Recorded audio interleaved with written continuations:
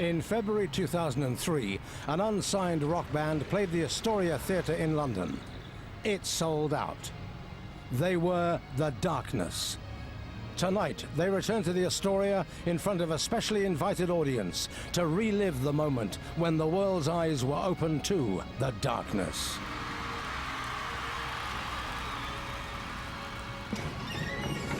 Very well, very well.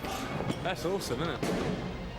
In the 10 months since that gig, Justin Hawkins, his brother Dan, and longtime friends Ed Graham and Frankie Poulin have sold over 1 million copies of their #1 album, Permission to Land, uniting the public and dividing the critics. All the charts are filled with pop, and then they come along and they just show you what rock's made of. They're just wicked, absolutely wicked. Entertainers to the core. It's guitar solos again. I haven't heard guitar solos in about 10 years, and you know. Half the people think it's just all one big joke, taking like Mickey take the 80s. The other half think, hang on, this is actually, if this was released in the 80s, it would be world class. Fantastic. Lively music, it's just great.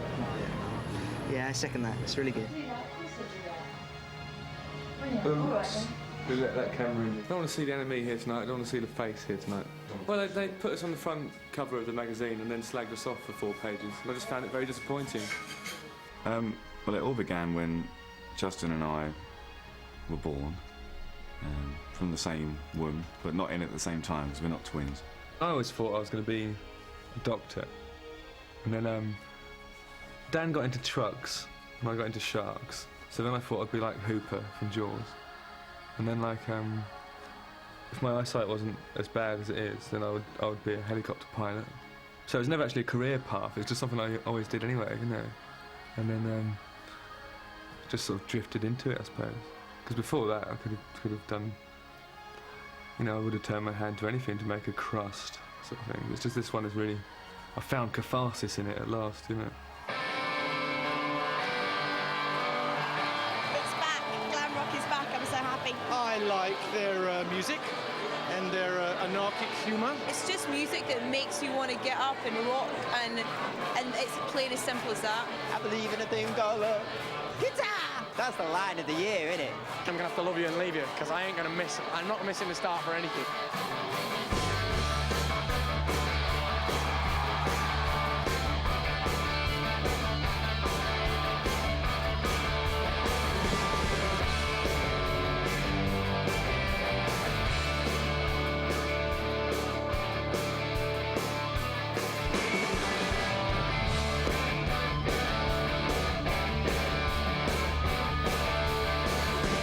The only plan we had right at the start was, let's just play on Fridays and Saturday nights, because this band has always been about just having as much fun as we can and doing exactly what we want.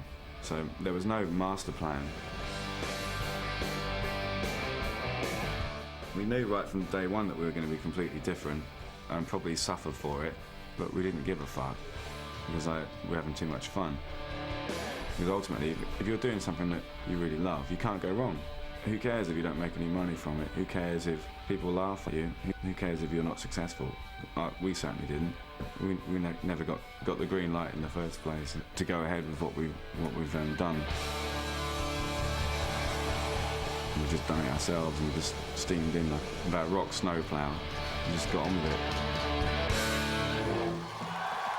It's not like you want to be really smug about it, but you can't help but chuckle a bit when there's certain people trying to take back the statements that they said like 2 years ago about us, like, oh, you know, never going to get anywhere, they're this, they're that. And especially when it's people pressing things, the people who actually liked your music. So I really like them, great band, never going to sign them, never going to sell any records.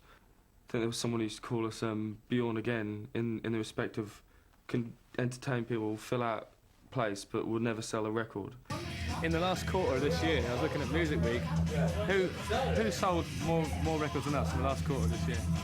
There is nobody. There's nobody who sold more records than us. You know. So I mean, you can tell a person that something's cool to a cows. If they don't like it, they ain't gonna buy it.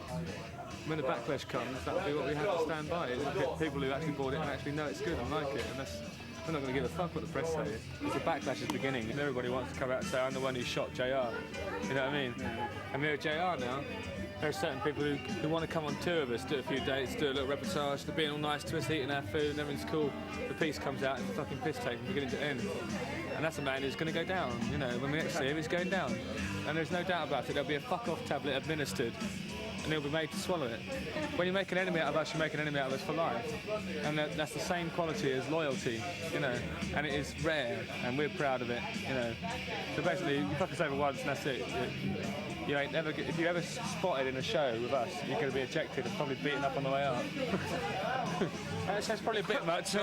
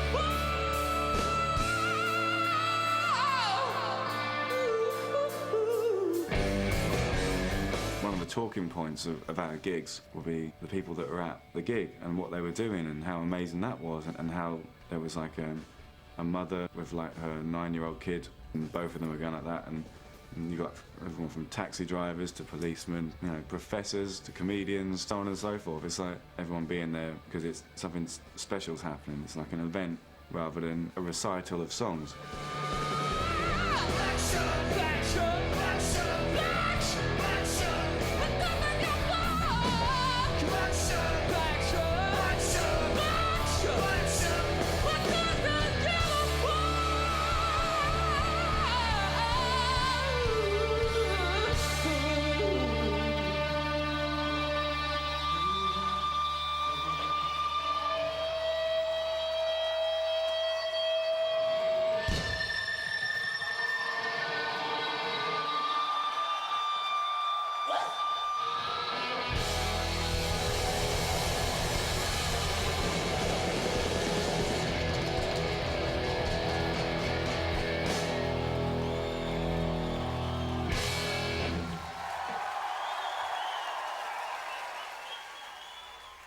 Dan was one of East Anglia's youngest soothsayers. He was able to predict the weight, gender and distinctive markings of cattle some 5 weeks before they were born. You know, word spread of his unique gift, and people thought that he was like a witch. You know. To which my parents replied, "That's utter rubbish." The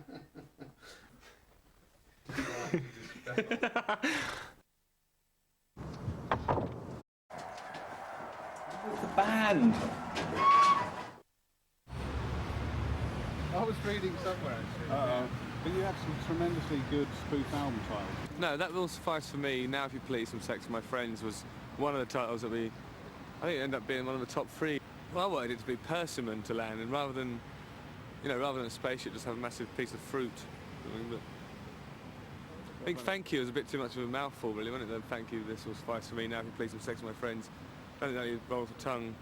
You can imagine the queue in HMV never really diminishing, you know. And the whole point of that one was it would be abbreviated, so whenever you'd see it written down, it'd be thank you, ... So, but then thank you is not very rocking, is it? Give me a D! Give me an Agnes! Give me a C! Give me an Arling Homecoming! Does anybody remember a single from a little while ago? Little number called Growing on Me.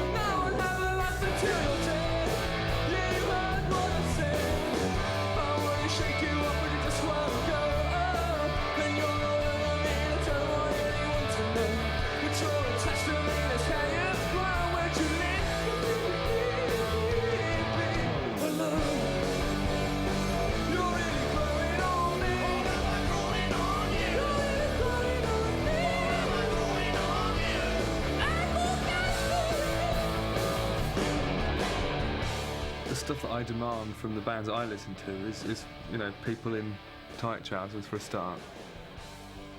That's a stumbling block for most bands, I think. The tightness of the trouser. There's also like willingness to display top half flesh. Culture permitting. Apparently in Singapore you can't do that.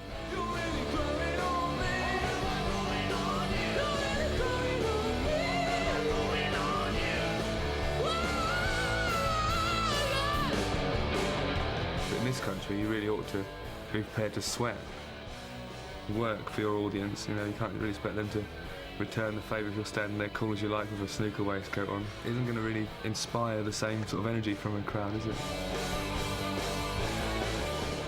But it doesn't me. I would tend to stand there with a pint like that if I was watching a band that wasn't going for it. And I'd be more inclined to join in if they were. I think a band that goes for it wears tight trousers, little or nothing on the top. And that's it, yeah, that's what I would demand.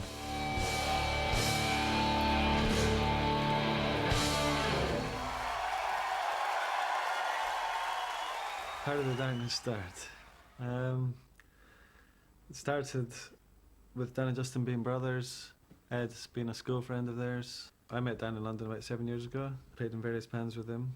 We had a place in Shepherd's Bush, and Justin used to come and visit the weekends. In fact, Ed used to as well.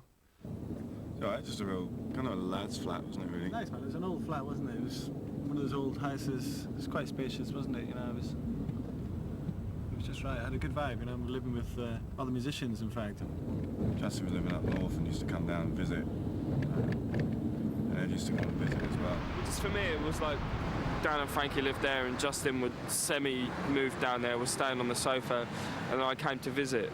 And I got out of the tube up there, and took me ages just to find it, but it was the first time I'd ever come to London on my own. You know, I was only 17. And when I got there, I was going, excuse me, is this where Dan Hawkins, is this where Dan lives? And this guy, Ben, was going, no, not here. And I said, no, I'm sure it is. Are you sure this is not where Dan lives? He was going, no, it's not here, it's not here. I said one final time, so you sure Dan doesn't live here?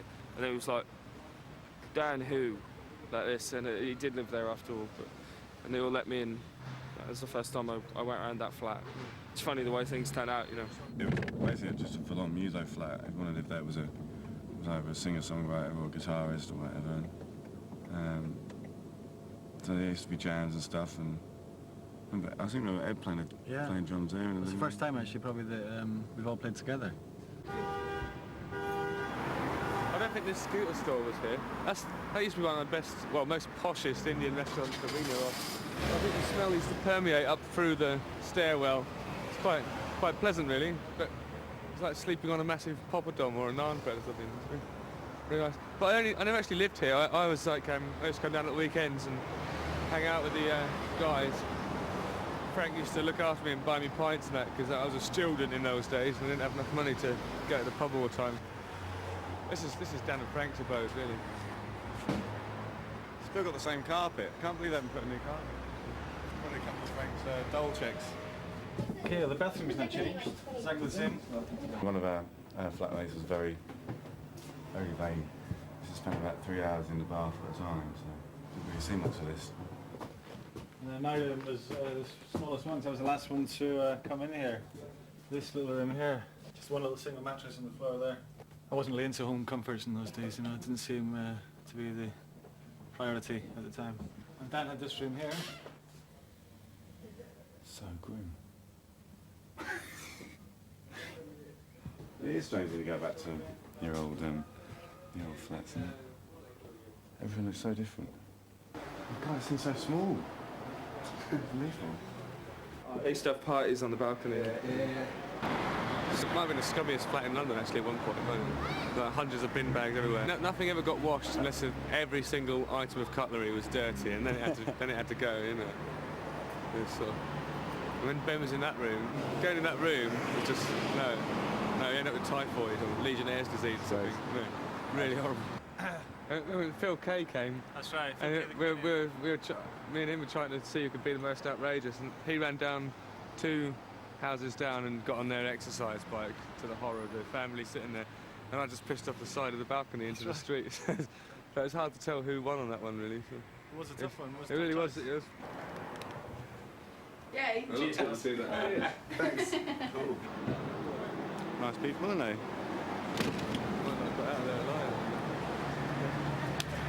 That episode of my life is now behind us. Let's move on. Hey! Now, February this year, not only did we play here as a headline artist for the first time, and sold it out, which some people call a turning point. Remember that Omar? He sold out the Brixton Academy, didn't he? When he was unsigned. It's not the same level as that, but it's a different type of music. And despite either being ridiculed or ignored, we've managed to develop a huge following and sold out the Astoria, which is quite an achievement, really, for an unsigned band. Yeah, it was really important. It was a bit of a turning point. It was really, all the people that went there were all rooting for us, you know, it was all like, fighting against the odds. It's like, really supporting this kind of cult phenomenon. Everyone there was like, oh my God, are they going to pull it off? The atmosphere at the gig was amazing. It's kind of hysteria, very intense. It was kind of nerve-wracking, but ultimately we knew we were going to kick ass that night. And, I mean, you can't not kick ass when you've got such a great reaction coming from your fans, really. The Astoria was like the point when the Daily Star turned around and said, "Oh, this band just sold out the Astoria. Who are they?" You know, started featuring us, and we became a tabloid entity. And that was the beginning of us crossing over into the mainstream. Also, we released a single on Must Destroy Records, which caused some stink. This one's called Get Your Filthy Fucking Hands Off My Woman, Motherfucker.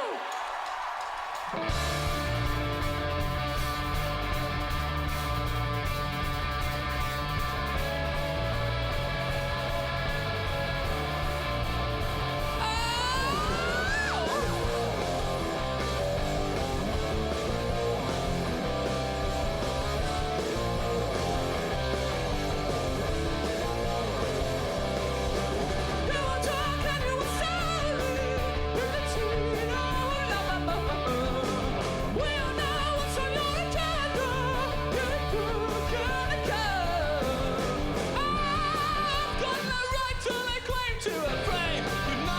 session.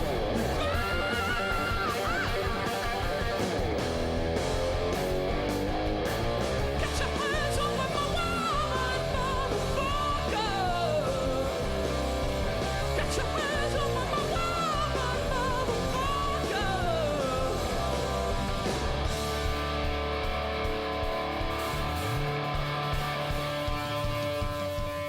We always thought that they'd bite our hands off anyway, so it's been like 4 years coming. Yeah, and then when they do start biting your hands, I think, well, that's about time, isn't it? We knew we had what it took, and it's just a matter of convincing everyone else that. So our job was just to earn a following, I suppose, and it was only ever a matter of time. You know, elbow grease, head down. Let the music do the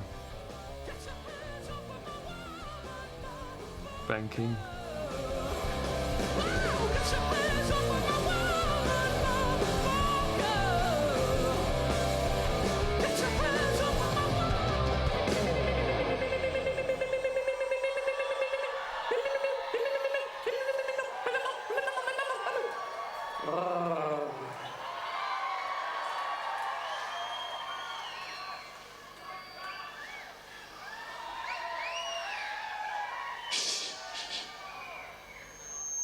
Just the people on the balcony, yeah?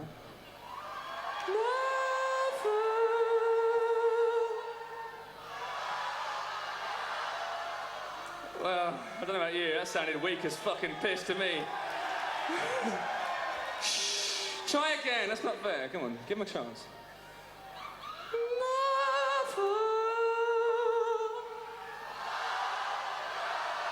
Well, that's fucking outstanding. Take some beating, yeah? Wait. Optimum impact. If you shut up when I'm talking and when you sing, it's gonna be fucking... It's gonna take your face off. Ready? Ready?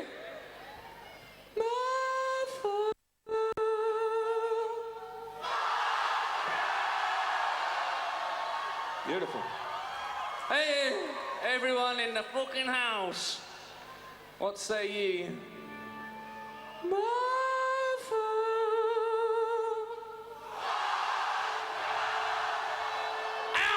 Outstanding!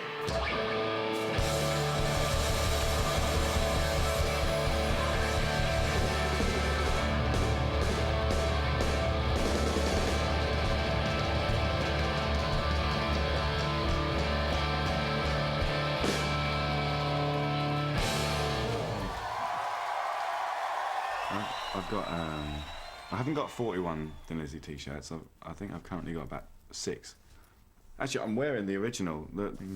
I wore this t-shirt for 3.5 years worth of gigs. And then someone stubbed a fag out on the back of it and put a big hole in it, so I had to kind of look elsewhere. So a friend of mine made up a load more, and it's just got totally out of hand now. I've got this woman in Japan who makes them. She gets like diamantes and tropical fish skin, some of them are made out of, and you know, all like built for, you know, highly reflective stage wear. Why does the world need the dance? Yours is not to say why, yours is to say wow. Not to say why. The world needs the darkness for many reasons, most notably because at the moment it wouldn't be able to live without us. It wouldn't be able to stand on its own 16 billion feet. It just wouldn't have what it needed to dance the dance. Is anybody here partial to a power ballad? I love nothing more than raising a cigarette lighter in the sky, releasing the flame, and listening carefully to love is only a feeling.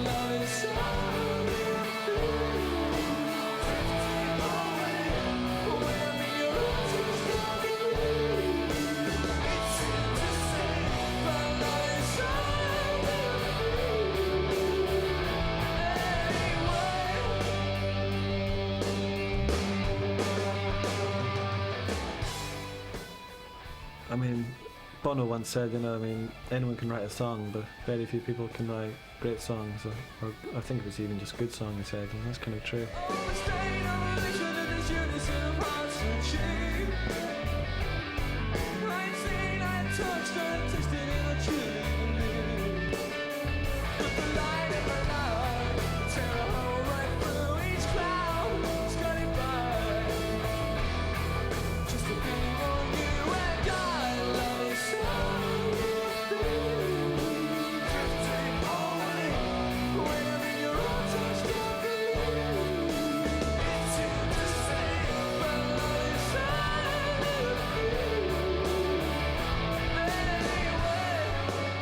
I think in terms of the kind of genre in which we're operating, classic rock, you know, there's so many ways to get it wrong.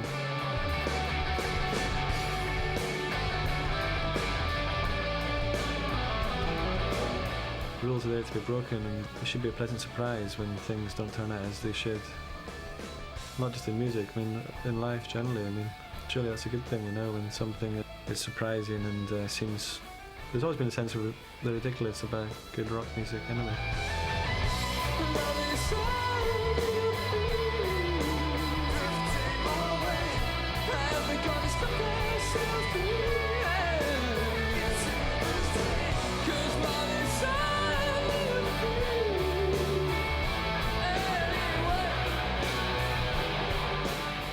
To be totally honest, I find guitar shops and the whole environment a bit weird. There's something weird about playing a guitar with someone looking at you, hoping that you're going to buy it, sort of thing. This thing's just strange. I don't practice as such. I still don't know any scales. I know one that Justin showed me. I've got that one already. I don't practice, I just write. Got the guitar version of this. This is the bass, clear, perspex. See right through it. Ooh.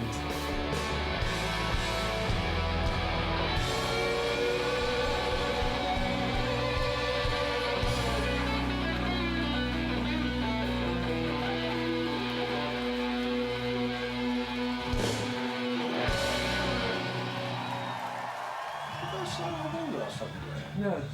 Would you buy it? Not at all, no. I've got AC/DC's autographs, which is fairly sad. But what I noticed is that even if they're signing an AC/DC album, they still write their name and then they put the name of their band underneath it, so as to avoid any confusion. Which I think is a good habit to get into, but they've only got 4 letters in their band name, and I've got to do that every time. So it's a bit of a pain in the arse, isn't it?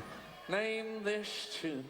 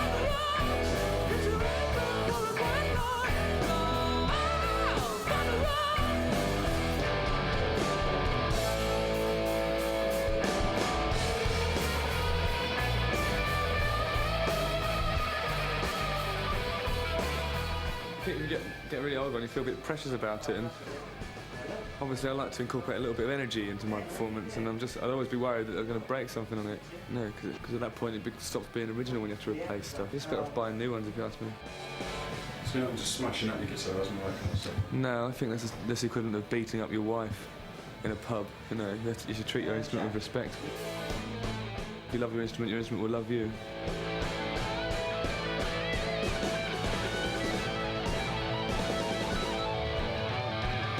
A, they're expensive. B, that somebody spent a long time making them and they're good. You know, real craftsmanship. It's like crashing a sports car.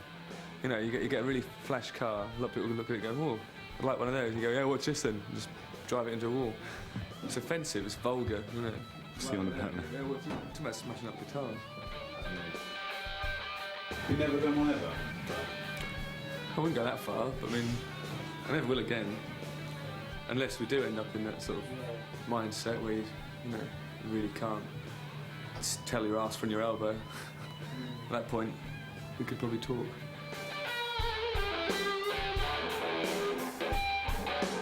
Next thing I want to look at is my amps, though, because they're making some for me, and they're going to have like a embossed red leather in a floral print, just like my tattoo, on the sides, wicker fronts, and then at that point, they'll just arrive, and then it'll be like, "Oh, we've got to tone everything down, guys." Like, oh shit! Oh. Get them recovered.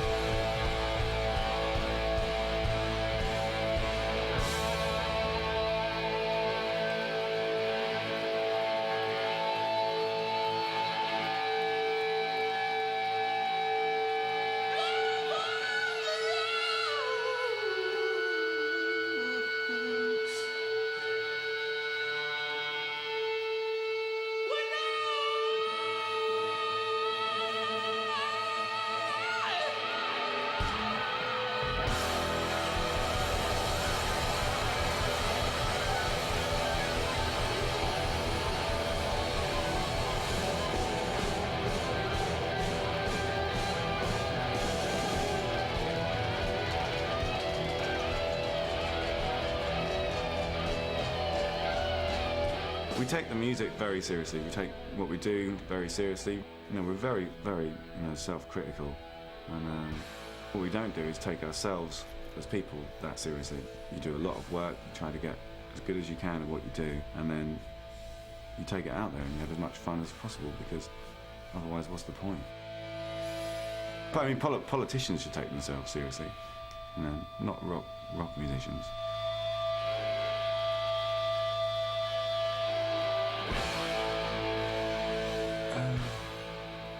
I want to make it clear that I haven't had any cosmetic dental work done. Because I know a lot of people look at these and they think, well, that's costing a few bob, isn't it? And I certainly do not wear a wig. Because you buy these in shops. They're quite a popular range of thinning wigs. And I'm not 80 or 40 or 30. At the moment I'm 28. Those are the myths I'd like to dispel.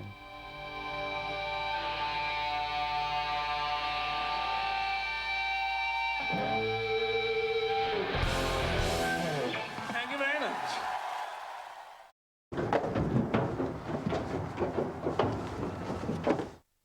I believe in a thing called love. Just with a chance we can make it now.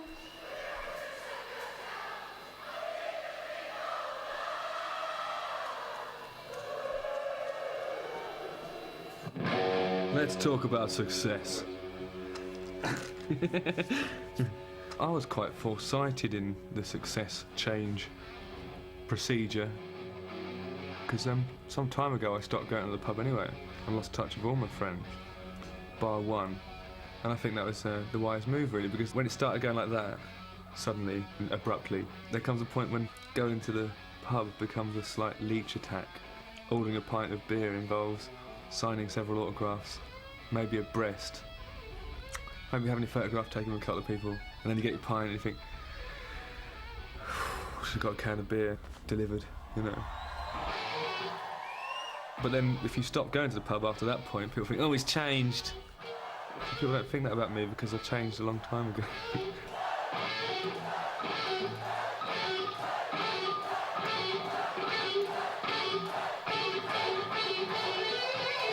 And if he hadn't become famous, I could have just started going to the pub again. Everyone would have thought, hey, you're right. Got over whatever that terrible illness was that kept you away. You've done your territorial army stint or whatever. It's just, no, just didn't come to the pub.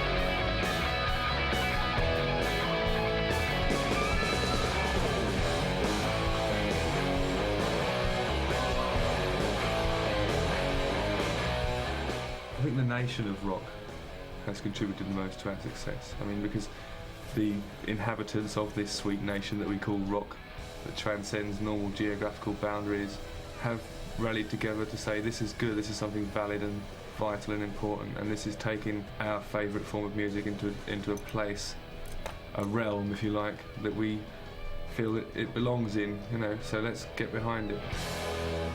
There is a misconception. Well, actually, it's not a misconception, it's just the way things are. Everyone naturally assumes that you're doing everything you do for money, and like, it's quite easy for a band to write a Christmas song, but why would you, I suppose, is the question you answer. We did it because A, we love Christmas, B, there was a gap in, you know, what's going to be the next single needs to be released around Christmas time. Well, why don't we write a Christmas song?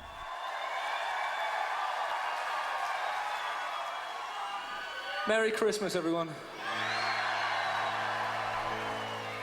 There is people sort of telling you, oh, maybe that's a step too far, you know, but yeah, no one's done a good one for years. It's kind of presumptuous just to think, oh, because it's a Christmas song, automatically it's going to be kind of silly or bonkers. Exactly the same thing with, oh, the singer's wearing a catsuit, so it must be ridiculous. But also, the Christmas song, for example, it isn't kind of ridiculous. It's quite a heartfelt song, you know, which you'll probably be listening to as part of this programme, won't you? So I suppose there's no point in me saying anything more.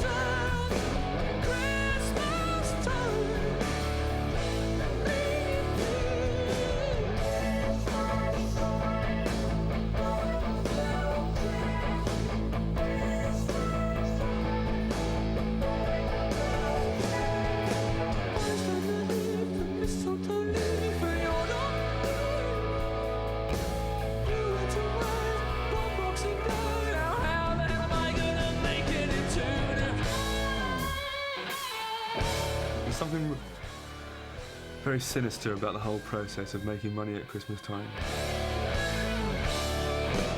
Yeah, I don't know really, it's all about giving. But what we're giving with this record is the opportunity to buy our record. But hopefully at the same time, it's buy a record and thus earn enjoyment from it.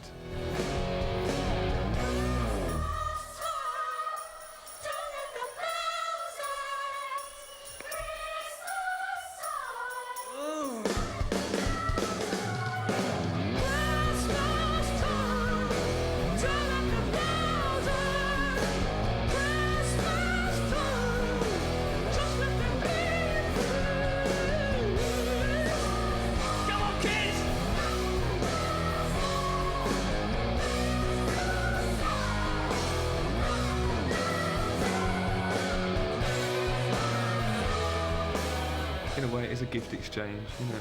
Without actually physically being there to pull the cracker at each end, we are presenting one another with something quite special.